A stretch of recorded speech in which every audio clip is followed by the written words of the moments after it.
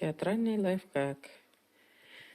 Міне погондарды жасаған кезде пуговицалар бүйтіп сыртында тұрмас үшін түбін кесіп жүру керек.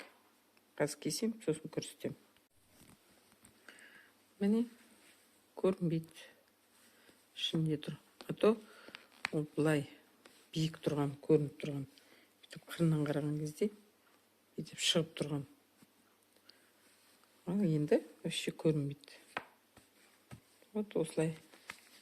Мына жерін кішкене кесіп жібересіздер, жыртып. И соған кіріп кетеді. Не театральный погондарды қалай жасаймыз? Қарап отырсаңыздар, былай қарай әшейін жай сияқты. Ал оны тоже тігіп жасау керек. Мына түймесі сыртына шығып тұрады. Енді осы жерден тігіледі.